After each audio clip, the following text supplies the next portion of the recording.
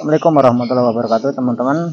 Apa kabar kalian, khususnya para petani walet pemula? Di video kali ini saya ingin mengajak Anda untuk bermain logika bagaimana di dalam RBW kita itu pasti terdapat masalah yang berbeda-beda ya, antara satu orang dengan orang lain, antara satu RBW dengan RBW yang lain pasti masalahnya berbeda-beda. Nah, di video kali ini saya ingin mengajak teman-teman untuk mampu menganalisa sendiri nantinya kesalahan di RBW kita itu di bagian mana gitu ya, khususnya bagi Anda yang pemula. Kalau kalian yang sudah senior pasti ya udah paham lah ya. Saya akan mengajak Anda, nantinya Anda bisa mencari jawaban sendiri, menganalogikan sendiri dengan pendapat Anda masing-masing ya.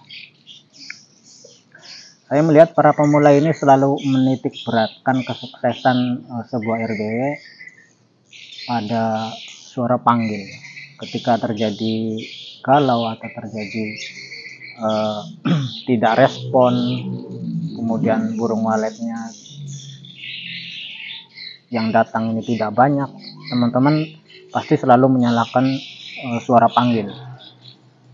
Nah, di sini saya ingin mengajak teman-teman supaya nantinya setelah melihat video ini teman-teman bisa menganalisa bahwa kesalahan itu bukan hanya semata-mata terjadi karena suara panggil ya.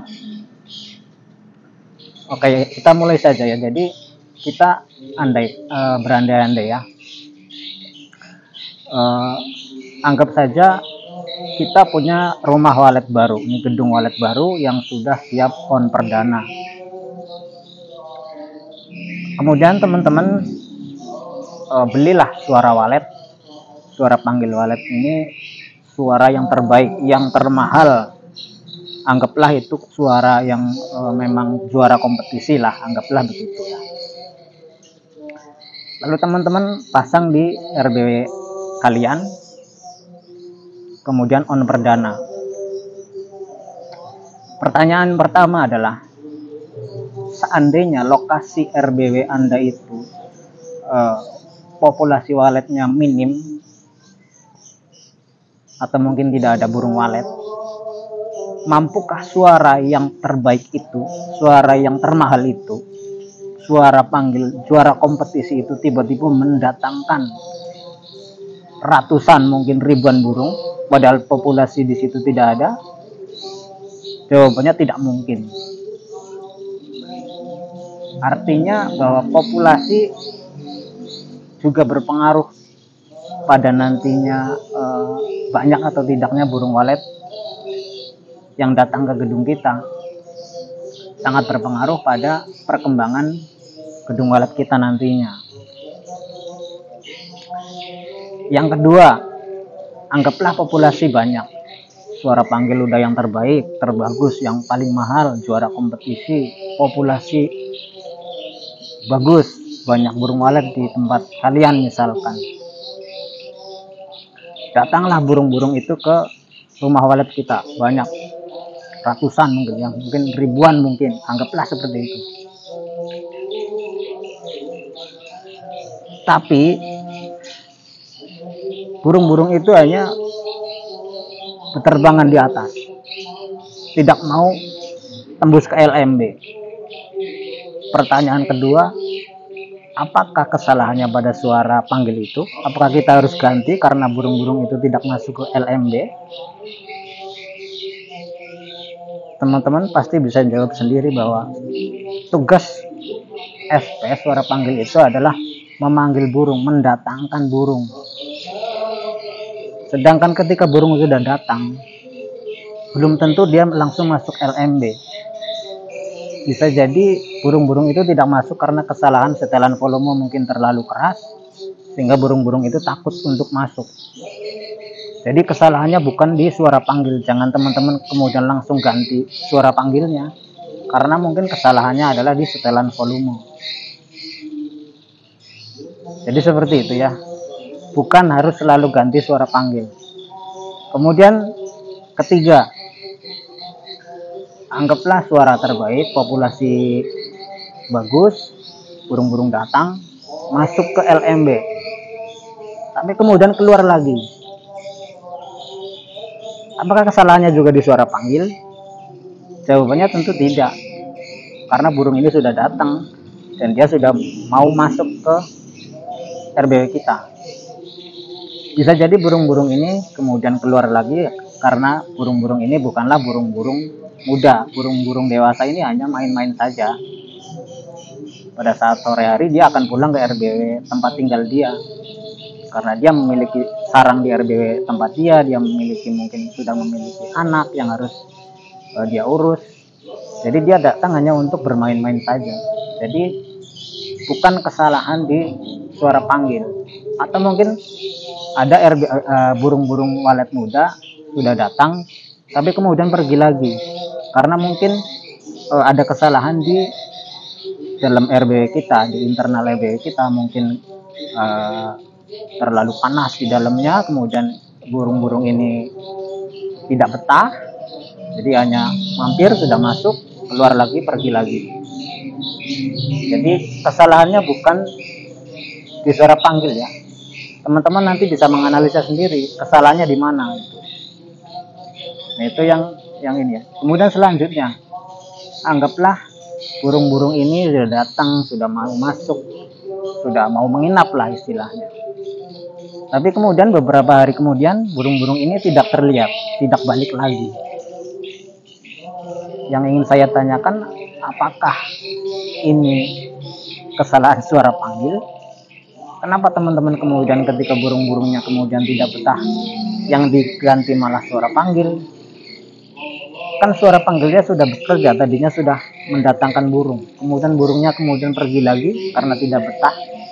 Artinya kan kesalahannya bukan di suara panggil, kesalahannya adalah di ruang inapnya, internal RBW kita.